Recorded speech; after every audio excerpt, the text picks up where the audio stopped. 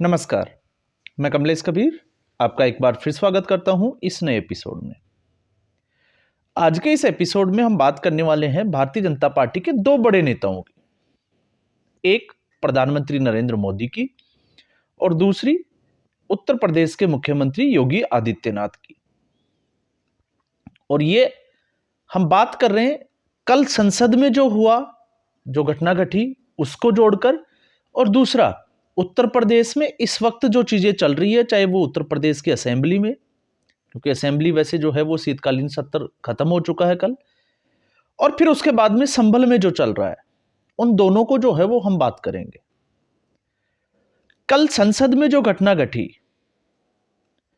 उसके लिए बड़ा जिम्मेदार कौन, पहले हम जो है वो इसकी बात करते हैं। तो जिम्मेदारी पे जब बात आती है तो जिस तरीके का एटीट्यूड राहुल गांधी और कांग्रेस पार्टी दिखा रही है, उससे तो यह साफ तौर से लग रहा है कि कहीं ना कहीं जो है वो कांग्रेस पार्टी ही इसके लिए जिम्मेदार है। हालांकि जांच का विषय है, तो हमें वो बात जो है वो नहीं करनी चाहिए जो अमूमन जो है वो चैनल वाले कर रहे हैं, क्योंकि जांच के बाद में दूध का दूध और पानी का पानी हो जाएगा। लेकिन कुछ ऐसे तर्क जरूर है जिसके ऊपर जो है वो हम डिस्कस कर सकते हैं, और वो ये है कि जिस तरीके से मक्कर द्वार पे भारतीय जनता पार्टी के, क्योंकि अब तक जो है इससे पहले विपक्ष वहां पर जो है वो आपको पता ही होगा हमेशा जो है वो धरना प्रदर्शन करता था। कल भारतीय जनता पार्टी ने वहां पे मोर्चा संभाला और उसी वक्त जो है वो घटना घट जाती है। तो ये एक जो है वो बड़ा इशारा है। दूसरा, अगर राहुल गांधी को वहां से कोई रास्ता नहीं था तो वो दूसरे रास्ते से जा सकते थे। इसकी संभावनाएं भी जो है वो सक्की सुई को राहुल गांधी की तरफ घुमा देती है। फिर उसके बाद में जिस तरीके से पप्पू यादव ये कहते हैं कि वो अंदर से राहुल गांधी को बुला के लेके आए और उनके साथ 3-4 सांसद, तो वो भी जो है वो एक शक के दायरे में आ जाता है कि फिर झूठ कौन बोल रहा है, जिसकी हम इससे पहले वीडियो में चर्चा कर चुके हैं। अब खबर यह है कि उसके बाद भारतीय जनता पार्टी, आपको पता है कल अनुराग ठाकुर, बांसुरी स्वराज और हेमांग जोशी ये संसद मार्ग के जो थाना है पड़ता है वहां पे गए, शिकायत दर्ज करवाई और देर रात जो है वो एफआईआर भी दर्ज हो गई। और एफआईआर में जिन धाराओं का जिक्र किया गया है वो है बीएनएस की नई धारा, क्योंकि जो पहले जो धाराएं लगती थी उनको बदल दिया गया है, भारतीय संविधान जो है वो लागू कर दिया गया है, संविधान की धाराएं, या हम कहें कि जो भारतीय न्याय दंड जो प्रक्रिया है उसके तहत संहिता। तो 117 धारा नंबर 117 जो स्वेच्छा से जो है वो किसी को गंभीर चोट पहुंचाना, 115, और फिर इसके अलावा जो है वो 125 धारा, 131 आपराधिक मामलों में बल प्रयोग के लिए, और उसके बाद में 351 जिसमें धमकी देने से रिलेटेड है। और सुनने में ये आ रहा है कि 109 के तहत भी जो है वो राहुल गांधी के खिलाफ एफआईआर दर्ज की गई है, 109 307 का दूसरा वर्जन। अब ऐसी स्थिति में बड़ा सवाल यह है कि क्या राहुल गांधी पर एक्शन होगा, और राहुल गांधी की इतनी हिम्मत जो है वो बड़ी कैसे, अगर इस परिदृश्य में हम बात करते हैं तो उसके लिए जिम्मेदार कौन है? तो उसके लिए कहीं ना कहीं जो है वो भारतीय जनता पार्टी ही जिम्मेदार है। और जब मैं ये कहता हूं तो ऐसा क्यों कह रहा हूं, उसकी अगर हम बात करें तो जो भारतीय जनता पार्टी 2024 के लोकसभा चुनाव के बाद में जिस तरीके से राहुल गांधी और गांधी परिवार को घेरने की कोशिश कर रही है, तो ये 2019-20 से भी हो सकता था, जब राहुल गांधी सीधे तौर से जो है वो मोदी को, या राफेल के मुद्दे पे मोदी को चोर कहते थे। तो इससे पहले भारतीय जनता पार्टी ने इस तरीके का कदम क्यों नहीं उठाया? कई बार जो है वो राहुल गांधी संसद में इस तरीके की हरकतें कर चुके हैं, वो अपने सांसदों को वेल में आने के लिए उकसाते हैं, लेकिन लोकसभा स्पीकर जो है वो सिर्फ चेतावनी देकर छोड़ देते हैं। तो ऐसा क्यों नहीं किया गया? और ये उसी का परिणाम है कि बात जो है, दुस्साहस जो होता है वो ऐसे ही आता है जब आप किसी को उसकी नीयत को देखते हुए भी जानबूझकर जो है वो आप नजरअंदाज करते हो, तो फिर इस तरीके की घटनाएं घटी जाती है। अब जब हम बात करते हैं यहां पर संसद भवन की, तो हम दूसरी तरफ से बात करते हैं योगी आदित्यनाथ की। योगी आदित्यनाथ की विधानसभा असेंबली में अतुल प्रधान, आपको पता होगा समाजवादी पार्टी के विधायक, और एक ऐसे विधायक जिनके ऊपर 58 मुकदमे दर्ज है, मेरठ में है, बागपत में है, गाजियाबाद में है, कई जगह पे उनके ऊपर जो है वो मुकदमे हैं, और एक जगह तो गैंगस्टर एक्ट में उनके खिलाफ जो है वो मुकदमा दर्ज है, और सरदना से वो विधायक है। तो आपको पता होगा, जब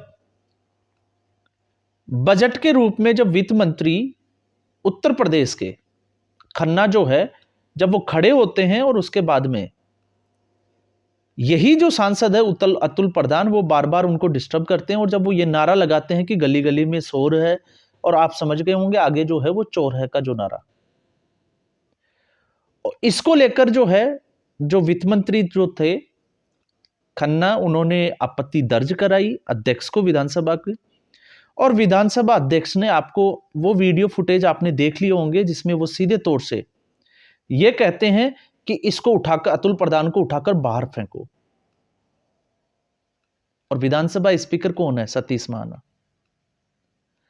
तो आप सोच के देखिए दोनों तरफ से, कि एक तरफ भारतीय संसद में इस तरीके की जो है वो बर्ताव किया जा रहा है, जब मर्जी जो है वो मोदी को, कल आपने देखा आम आदमी पार्टी के संजय सिंह ने जिस तरीके से नरेंद्र मोदी के लिए गलत शब्दों का इस्तेमाल किया, और उनके खिलाफ कोई कार्रवाई नहीं होती है।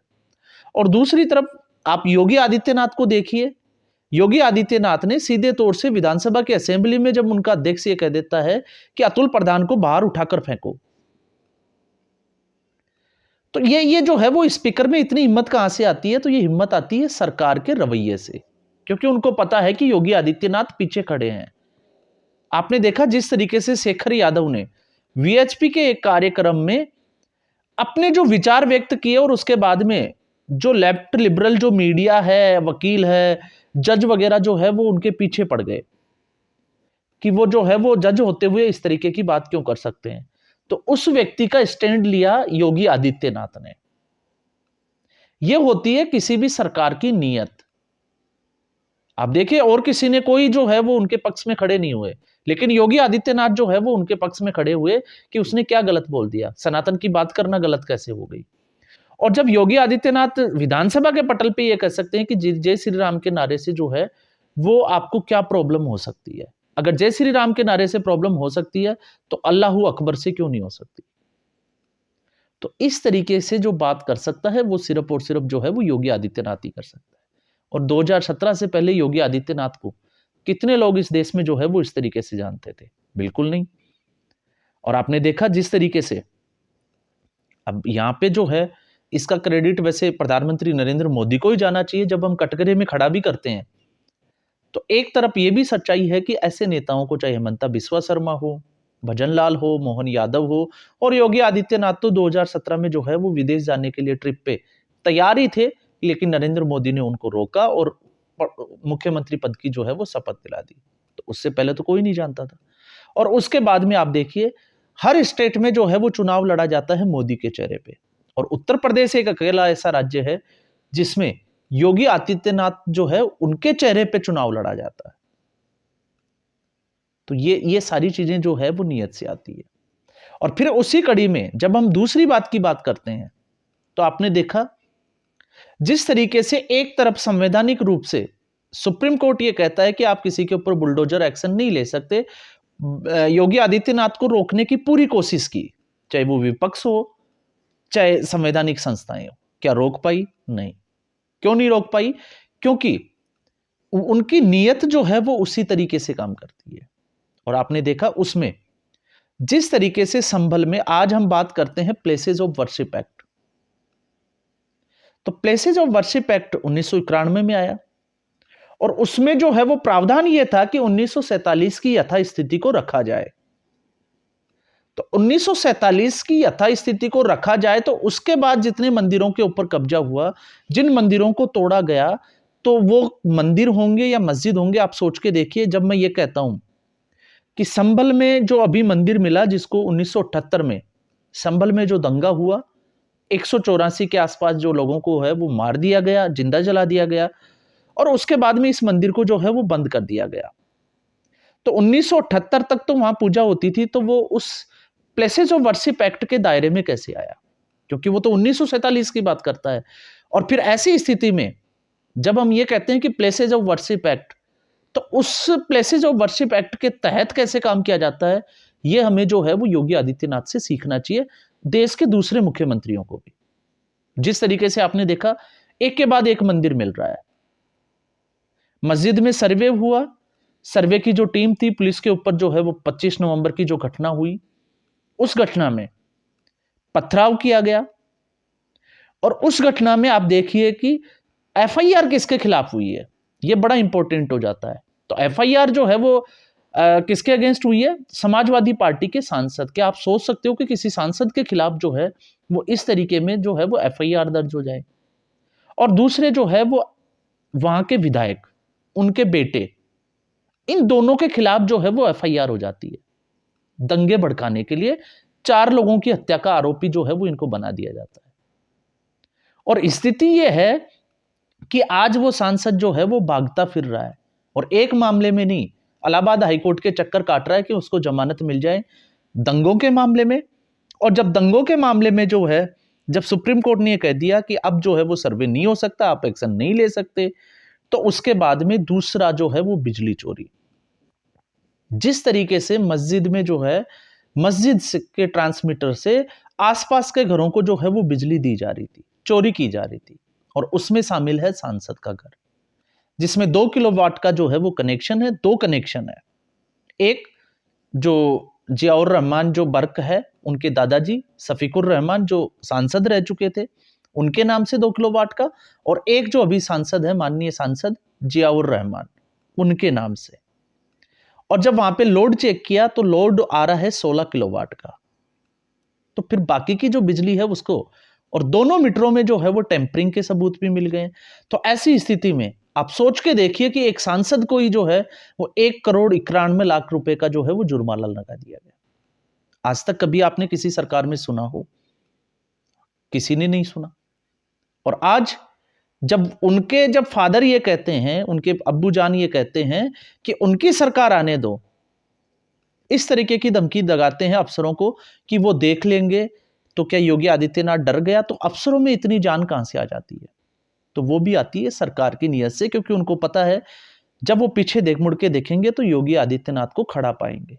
और यही एक वजह है कि हर जगह से जो है वो मंदिर निकल रहे हैं। काशी से भी निकल रहा है, कानपुर से भी निकल गया, आपने देखा संभल में तो मिल ही गया, संभल में दूसरा भी मिल गया।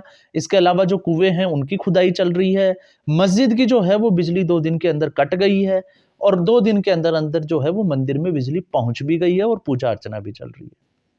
और आज की अभी की खबर यह है कि प्रशासन ने नोटिस भी दिया है अतिक्रमण के लिए, इसी सांसद को 7 दिन का नोटिस दिया है, क्योंकि उनका घर जो है वो नक्शे में नहीं है, नक्शा पास नहीं है। तो आप सोच के देखिए। और आज संभल की जो नगर पालिका है वो बुलडोजर लेके सीढ़ियां वगैरह तोड़ने का काम अभी जारी है। जब मैं ये वीडियो बना रहा हूं तब की खबर यह है कि वहां पर बुलडोजर गरज रहा है।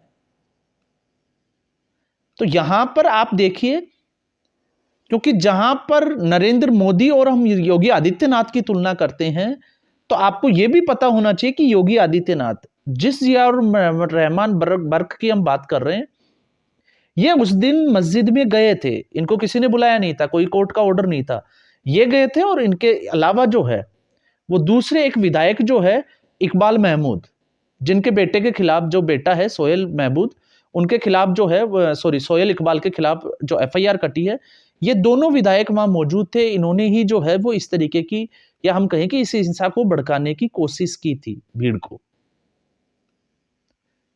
अब जियाउर रहमान, इनके दादा भी सांसद रह चुके हैं, और उस उत्तर प्रदेश में जहां पर समाजवादी पार्टी का एक बार डंका बजता था। और यही जियाउर रहमान बर्क ने जो है वो वोट मांगे थे, क्योंकि इससे पहले 2022 से 24 कुंदरकी के विधायक भी रहे, और 2024 में जब इनको लोकसभा का टिकट दिया तो ये वोट मांग रहे थे अतीक अहमद, मुख्तार अंसारी और आजम खान के नाम पर। यह दिखाने की कोशिश की जा रही थी कि इन लोगों के खिलाफ जो है वो उत्तर प्रदेश सरकार ने किस तरीके का एक्शन लिया, और जब ये आ जाएंगे सरकार में तो ये जो है वो किस तरीके से एक्शन लेंगे। तो ना मुख्तार अंसारी बचा, ना अतीक अहमद बचा, और ना जो है वो बाबा के बुलडोजर से आजम खान बचा। और अब तो आरोप ये भी लगने लगे कि अखिलेश यादव के, जिस तरीके से अखिलेश यादव जो है वो सदन में योगी आदित्यनाथ को उकसाता है, ये उसकी प्रतिक्रिया होती है। और बात तो सत्य है। संभल में भी जो है वो अखिलेश यादव ने मोर्चा संभाला, संसद में स्पीच दिया, संविधान पे चर्चा थी, संभल का मुद्दा उठाया और सीधे तौर से उन्होंने मुलायम सिंह यादव को जो है वो मुसलमान सिंह यादव जो है वो बना के रख दिया। और जब मैं ये कहता हूं कि मुसलमान सिंह यादव, तो आज जब जो पार्टी सीधे तौर पे जो है वो सब कुछ छोड़ के मुसलमानों की वकालत करती है, तो फिर क्यों नहीं मुलायम सिंह यादव को मुसलमान सिंह यादव कहा जाए। और उसके बाद में जिस तरीके से कि पुलिस की गोली से ही मरे हैं, वहां पे जो है आपने देखा होगा वोटर्स को जो है वो एक पुलिस का जो अफसर है वो पिस्तल लहरा रहा है, इस तरीके का ट्वीट करना और जिस तरीके के एग्रेशन में जो है वो स्पीच दिया। आज क्या हो रहा है संभल में? क्या अखिलेश यादव ने रोक लिया? जो जियाउर रहमान बर्क जो है वो अखिलेश यादव समाजवादी पार्टी के टेक के पीछे उछल रहा था, आज वो दर दर भटक रहा है, अपने घर भी नहीं जा रहा। क्यों नहीं जा रहा? क्योंकि उसको पता है योगी आदित्यनाथ से जब उन्होंने पंगा ले लिया, तो अब जो है वो उसका असर क्या होगा या उसका जो है वो परिणाम क्या होगा, वो देश भी देख रहा है और दुनिया भी देख रही है। अब आप इसमें यह नहीं कह सकते कि प्लेसेज ऑफ वर्शिप एक्ट का उल्लंघन किया है, क्योंकि प्लेसेज ऑफ वर्शिप एक्ट 1947 की बात करता है। यहां पे तो मंदिर काबिज है, तो जो जैसा है उसका करेक्टर वैसा है, वो ठीक वैसा ही सामने आ रहा है और उसमें अब पूजा अर्चना चल रही है, तो इसमें किसी को जो है वो प्रॉब्लम नहीं होनी चाहिए। और प्लेसेज ऑफ वर्शिप एक्ट का इसका जो है जो हमें दिखाई दे रहा है कि प्लेसेज ऑफ वर्शिप एक्ट से क्या बदला और उसको कैसे जो है वो निरस्त किया जा सकता है, तो मुझे लगता है कि इसके लिए योगी आदित्यनाथ जो है वो परफेक्ट है। तो ये दोनों घटनाएं हमने इसलिए जोड़ी कि एक तरफ जहां सदन से बाहर उठाकर फेंक दिया जाता है, मार्शल को बोल दिया जाता है, और दूसरी तरफ संसद में जो है वो इन लोगों को पिछले 3 से 4 साल से ये लगातार जो है वो जनता को गुमराह कर रहे थे, संसद को भी गुमराह कर रहे थे। जिस तरीके से ये जो है वो संसद सत्र से पहले मुद्दा उठाते थे और उसके बाद में पूरा सदन का जो सत्र था उसको हंगामे की भेंट चढ़ा देते थे। क्या सरकार को पता नहीं था? सरकार को पता था। जब अमित शाह कार्यक्रम में ये कहते हैं कि बात जब उठ जाती है, जब आपने देखा होगा राहुल कंवल, जिनको कांग्रेस पार्टी ने बैन भी कर दिया, जब ये उठाया जाता है कि राहुल गांधी के प्रेरणा स्रोत बाहर होते हैं और जिस तरीके से अमित शाह ने कटाक्ष किया, तो क्या गृह मंत्रालय से ये बातें छुपी हुई रहती है? क्यों? क्योंकि एक सांसद होने के नाते राहुल गांधी के आसपास जो है वो सुरक्षा घेरा रहता है एसपीजी कमांडो का। तो जब वो बाहर जब वो गुप्त दौरे पे जाते हैं, तो वो सुरक्षा तो लेके नहीं जाते। तो क्या ये गृह मंत्रालय के पास इसकी रिपोर्ट नहीं होती? होती है। तो इनको जो है वो पहले एक्सपोज कर देना चाहिए था। अगर पहले ही एक्सपोज कर देते तो आज ये स्थिति नहीं बनती कि इस पोजीशन में आ जाए कि धक्का मुक्की और संसद में जो है वो मारपीट की नौबत आ जाए। और अब जब बात आती है कि एक्शन, तो एक्शन मुझे लगता है कि अब संसद को भारतीय जनता पार्टी की जो केंद्र की सरकार है उसको योगी आदित्यनाथ से सीखना चाहिए, जिसकी मैं बात कर रहा था कि एक्शन कैसे लिया जाता है। क्योंकि अगर अब बाजी जो है वो एफआईआर हो चुकी है, लोकसभा स्पीकर और राज्यसभा के स्पीकर के पास जो है वो ये सारी बातें चली जाती है। अब उनके दायरे में है कि वो जब बात एफआईआर तक आ गई तो वो इसको जो है वो सॉरी बोलने पे निपटा देते हैं या फिर वाकई पे जो है वो वाकई में एक्शन लिया जाता है। क्योंकि हमने ये भी देखा है कि सामने वाला माफी मांगेगा, माफ कर दिया जाएगा और अगले ही पल जो है वो 2 मिनट बाद में जैसे ही जमानत मिलती है, आपने देखा होगा, फिर उसी तरीके का हमला कर देते हैं। चाहे वो अरविंद केजरीवाल के केस में देखा, चाहे हम राहुल गांधी के भी केस में देखें। तो ये चीजें हैं। अब इन चीजों का जो है वो क्या निष्कर्ष निकलता है, अब इसमें ये बात तो तय है क्योंकि संसद का भी आज आखिरी दिन है। अब इसके बाद में जिस तरीके से क्राइम ब्रांच को ये जांच सौंपी गई है, एफआईआर हुई है, तो अब बात यह है कि क्या राहुल गांधी को वाकई में इसकी सजा मिलेगी अगर वो दोषी पाए जाते हैं, या फिर ठीक उसी डरे पे कि राहुल गांधी जो है वो कानून से ऊपर है, वही जो देश देखता आ रहा है वही देखता रहेगा। तो आज के एपिसोड में बस इतना ही। उम्मीद करूंगा ये एपिसोड वीडियो आपको पसंद आया होगा। वीडियो को लाइक करें, शेयर करें, चैनल जरूर सब्सक्राइब करें। धन्यवाद।